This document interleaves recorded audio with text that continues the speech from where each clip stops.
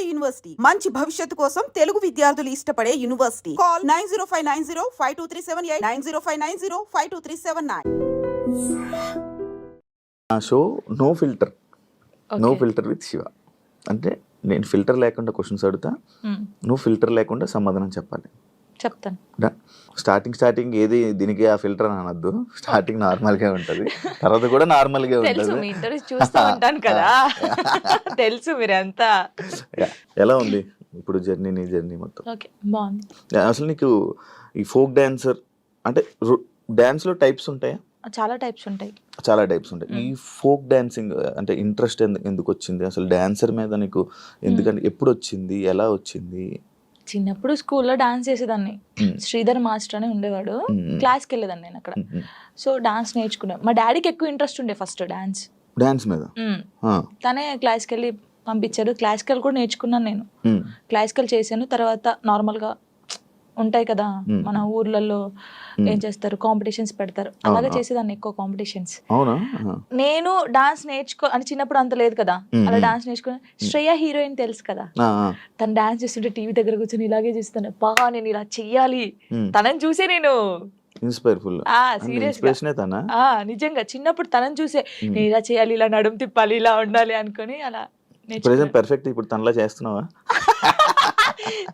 తనలా అంటే కొంచెం అనుకో, చూసేవాళ్ళు చెప్పాలి, నేను చెప్పకూడదు.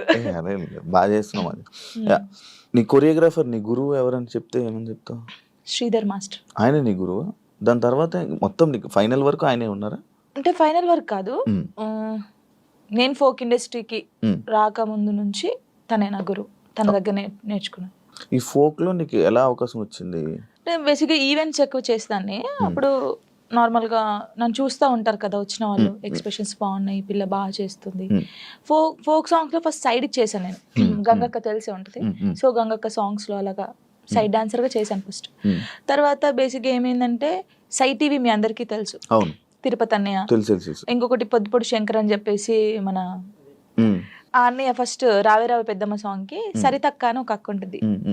తనకు కాల్ చేసి నీ డాన్స్ బాగా నచ్చిందే, వాళ్ళు నిన్ను అడుగుతున్నారంటే ఫస్ట్ కోరియోగ్రఫీ, ఫస్ట్ యాక్టింగ్ చేసింది అదే సాంగ్ రావే రావే పెద్దమ్మ. తర్వాత సై టీవీలో దందన సాంగ్ అందరికి తెలుసు. ఈ రెండు సాంగ్స్ తోని అందరికి తెలిసిపోయాను. ఇంకా స్టార్ట్ అయిపోయింది అక్కడ నుంచి. ఇప్పుడు ఒక సాంగ్ ఉంటే సాంగ్ వినాలనుకుంటుంటారు కొంతమంది, డాన్స్ చూస్తుంటారు. అంటే ఫోక్ అనగానే విలేజ్ సైడ్ గానీ మాస్ పీపుల్ గానీ ఎక్కువ చూస్తూ ఉంటారు కదా. నిన్ను పలకరించే ఆడియన్స్ ఏ టైప్ ఆఫ్ ఆడియన్స్? నేను పలకరిస్తాను ఎక్కువ పల్లెటూరు వాళ్ళు చాలా. అసలు వాళ్ళ ఇంట్లో అమ్మాయి లాగానే చూస్తారు. పనిపోయి వస్తారు కదా, నాకు చాలా మంది కొన్ని వీడియోస్ పెట్టారు, రే జానమ్మ వీడియో పెట్టరా, యూట్యూబ్ లో పెట్టు, తినుకుంటూ చూస్తారు పనికి వెళ్ళి వచ్చి అలసిపోయి. అలాంటి చాలా ఇష్టం. పాడిన వాళ్ళకన్నా చూసేవాళ్ళు ఎక్కువ ఇది. పాపం పాడిన వాళ్ళకి వస్తుంది, బట్ మనమే పాడినాం అనుకుంటారు చాలా మంది. కొంతమంది అడిగారు, ఈ పాట నేను కాదమ్మా పాడింది, నేను యాక్టింగ్ చేస్తాను, పాడింది వేరే వాళ్ళని చెప్పాను చాలా సార్లు. నీకు యాక్టింగ్ ఇష్టం, ఓన్లీ డాన్స్ ఇష్టం? యాక్టింగ్ కూడా ఇష్టం. యాక్టింగ్ ఇష్టం. ట్రై చేసావా ఎప్పుడైనా? ట్రై చేశాను చిన్నగా. తుపాకీ రాముల్లో చేశాను కదా నేను, ఫ్రెండ్ క్యారెక్టర్ చేశాను. యాక్చువల్గా చాలా మందికి సినిమాల్లో మూవీస్ లో చెయ్యాలి డాన్స్, లైక్ ఇలా మూవీస్ మొత్తం బ్యాక్ సైడ్ ఉంటారు కానీ, లేకపోతే ఫ్రెండ్ గా చేసి, లేకపోతే ఇలా డాన్స్ చేయాలి అనుకుంటారు కానీ, ఫోక్ కి అంత చాలా మంది ఎక్కువ రారు, మ్యాక్స్ ఎక్కువ ఇంట్రెస్ట్ చూపించారు. బట్ నువ్వు ఎందుకు ఇదే అనుకుని ఉండిపోయావు? అంటే నేను బేసిక్గా ఇప్పుడు తెలంగాణ అమ్మాయి అని అంటారు కదా, నేను తెలంగాణలో ఉన్నాను కాబట్టి నేను దానికి అయిపోయాను. ఇంకా నేను తెలంగాణ అమ్మాయిలాగానే ఉండాలి, నేను తెలంగాణ అమ్మాయిలాగానే పేరు తెచ్చుకోవాలి, ఇది అంటే మూవీస్ లో చెయ్యాలి అని ఎవరికైనా ఉండిద్ది. కానీ మూవీస్ లో కూడా ఈ తెలంగాణ సాంగ్స్, స్పెషల్ సాంగ్స్ ఉంటాయి కదా, ఫోక్ సాంగ్స్. ఇప్పుడు మూవీస్ లో కూడా ఫోక్ సాంగ్స్ పెడుతున్నారు, అలాంటివి వస్తేనే చేస్తాను, లేకపోతే వేరే చేయను. ఇప్పుడు ఎన్ని చేసి ఉంటావు? 2000 దాటిపోయి ఉంటాయి. లెక్క పెడితే ఇంకా చాలా వస్తాయి. 2000 వీడియోసా? అవును. బాగానే సంపాదించావు. హోయమ్మా, సంపాదించడం ఎక్కడ అంటే, ఇప్పుడు ఫస్ట్ స్టార్టింగ్ ఇంత, సెకండ్, థర్డ్, ఫోర్త్, అంతే, మరీ ఇంత కాదు. ఎంత నుంచి స్టార్ట్ చేసావు? నార్మల్ గా చెప్పకూడదు. నార్మల్ గా అంటే నేను ఈవెంట్ స్టార్ట్ చేసినప్పుడు 1500 నుంచి స్టార్ట్ చేశాను. 1500, 1000 రూపీస్ నుంచి స్టార్ట్ చేసి ఇప్పుడు 20,000 అనుకోండి ఒక సాంగ్ కి. నార్మల్ గా చెప్తున్నాను. ట్రిపుల్ వేసుకోండి. ఇది ట్రిపుల్ ఏం లేదు. ఫోక్ సాంగ్స్ కి నేర్పించే కొరియోగ్రాఫర్స్ నార్మల్ గా సాంగ్స్ కి కొరియోగ్రాఫర్ కి తేడా ఉందా? ఏం తేడా? వాళ్ళు ఇది చేయగలరా?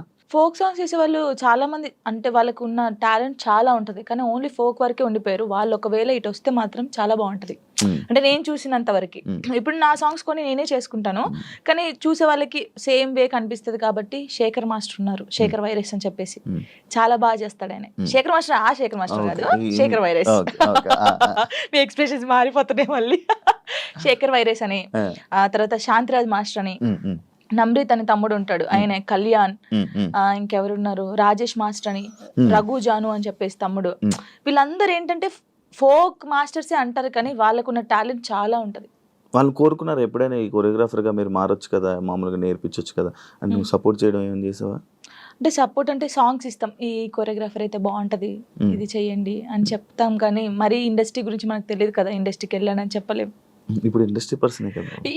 ఇప్పుడు చేస్తాను. ఒకవేళ ఎవరైనా అడిగితే వీళ్ళు ఉన్నారు మాస్టర్ తీసుకోండి, లేకపోతే వీళ్ళు ఉన్నారు తీసుకోండి అని చెప్తాం. ఇండస్ట్రీలోకి వచ్చాను అబ్బా, ఇండస్ట్రీలోకి అనవసరంగా వచ్చానే, లేకపోతే ఈ ఫీల్డ్ లోకి రాకుండా ఉండాల్సింది అని నీకు ఎప్పుడైనా అనిపించింది?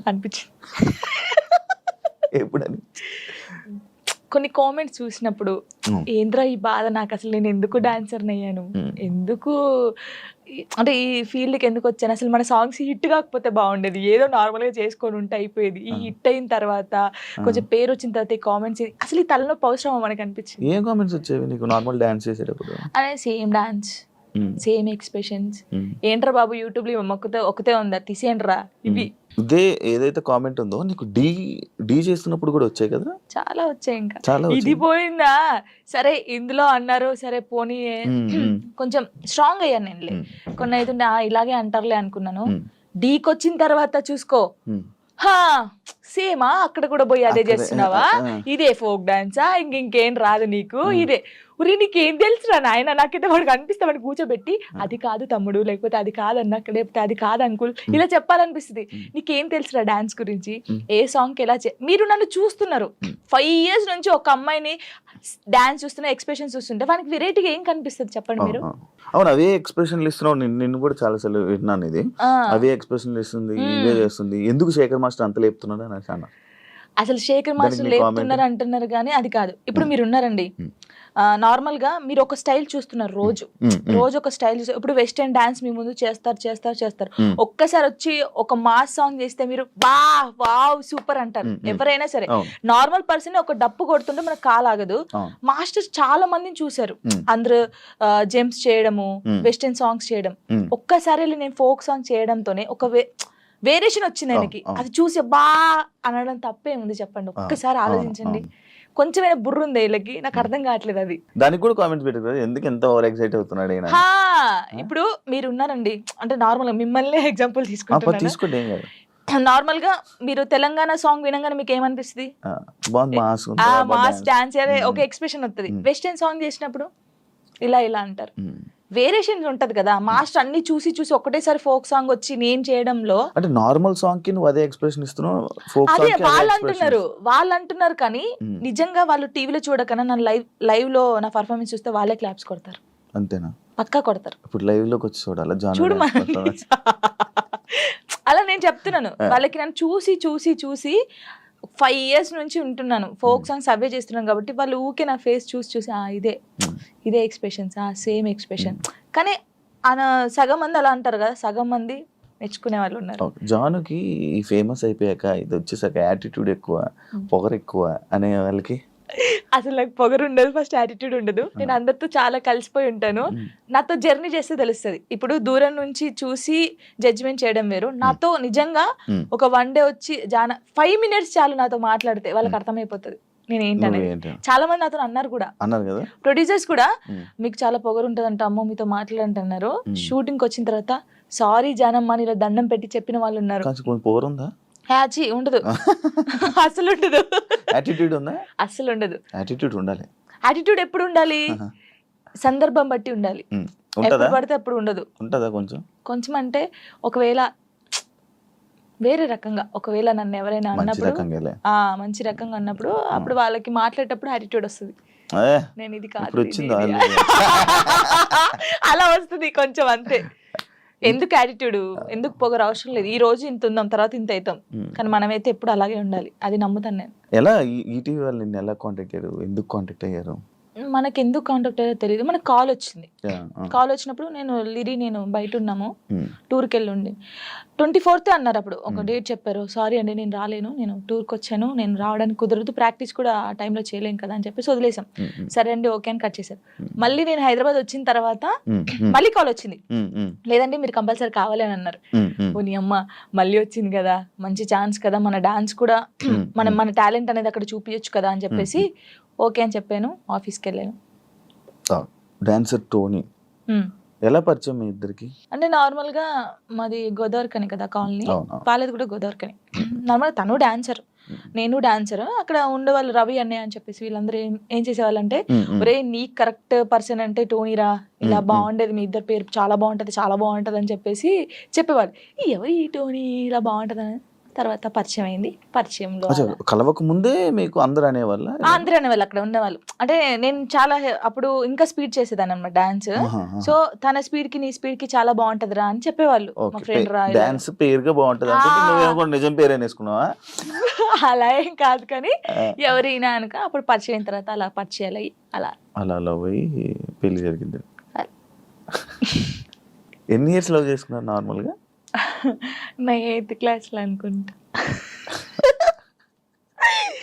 2 years అయిందా మొత్తం?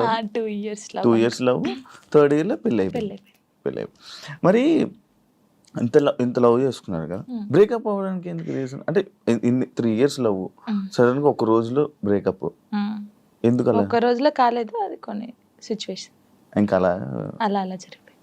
ఫీల్ అయ్యావా అయ్యాను. అనవసరంగా వదిలేసాను అని? అనవసరంగా వదిలేసానని కాదు కానీ బాధపడ్డాను. చాలా రోజులు బాధపడ్డాను. అరే ఇలా కాకుంటే బాగుండేది, ఇద్దరం బాగుండే వాళ్ళం కదా, అలా బాధపడ్డాను. అంటే మీ మాటలు వింటుంటే ఎవరి తప్పు లేదు. దిష్టి కొట్టింది మాకు బాగా. అదే అంటే దిష్టి తగులుతూ విడిపోతారా? నిజంగా విడిపోతారు. ఫ్రెండ్షిప్ అయినా ఏదైనా సరే మన మీద కళ్ళు పడ్డాయి అనుకో విడిపోతాను. నమ్ముతారా ఇది? నమ్ముతాను, నేను చాలా నమ్ముతాను. ఇంకా నాకు జరిగింది కాబట్టి నేను నమ్ముతాను. దిష్టి వల్లే విడిపోయింది. ఇప్పుడు తమిళ పెట్టండి, దిష్టి వల్ల విడిపోయిన వీళ్ళిద్దరు ఎందుకయ్యా సామి ఇదంతా నాకు అనిపిస్తుంది ఇప్పుడు. ఏమైనా స్ట్రగుల్స్ ఫేస్ చేసావా విడిపోయినాక? లైక్ పెళ్ళి అయ్యాక కానీ లేకపోతే విడిపోయాక కానీ? పెళ్లిలో పెళ్ళి అయిన తర్వాత బాగున్నాం, ఇద్దరం ఈవెంట్స్ చేసుకున్నాం, లిరిన్ బాగా చూసుకున్నాం, అంత ఇక కొన్ని ఇప్పుడు అవన్నీ మాట్లాడదలుచుకోలేదు నేను. ఎందుకంటే పాతవి తవ్వేసి తన లైఫ్ బాగుంది, నా లైఫ్ బాగుంది, మధ్యలో మళ్ళీ టాపిక్స్ చేసి మళ్ళీ వెనక్కి లాగడం నాకు ఇష్టం లేదు. తర్వాత పెళ్ళి అంటే ఇంకా అయిపోయిన తర్వాత, గొడవ అయిపోయిన తర్వాత చాలా మంది చాలా రకాలుగా మాట్లాడారు నన్ను. అంటే రోడ్డు మీద నడుచుకుంటూ వెళ్ళేటప్పుడు కానీ చాలా ఇప్పటికీ తప్పట్లేదు అది. ఇంకా లోకంలో మేము ఇద్దరమే ఉన్నాము, మా ఇద్దరికే డైవర్స్ అయిపోయినాయి, వీళ్ళిద్దరే వైఫ్ అండ్ హస్బెండ్స్, ఎవరు విడిపోలేదు అన్నట్టు చేస్తున్నారు జనాలు అయితే. నిజంగా అలా అప్పుడు కూడా అలాగే చేశారు. రోడ్డు మీద నడుతుంది అప్పుడు చేశారు. అప్పుడు నేను ఇలా వెళ్తుంటే అరే నేను మొగుడు వదిలేశారంటారా దీన్ని, ఇది ఏం చేసిందోరా, మొగుడు వదిలేశాడు అని చెప్పి అన్నారు. ఇలా వదిలేసిన తర్వాతనే కదా నాకు ఎక్కువ అలా చాలా స్ట్రగుల్స్ పడ్డాను. ఎవరున్నారు నీకు సపోర్ట్ గా అప్పుడు? Mummy daddy. అమ్మ నాన్న ఏమన్నారు? మా మమ్మీ డాడీ అసలు మా డాడీ గురించి ఎత్తనే ఏడిపోతుంది నాకు.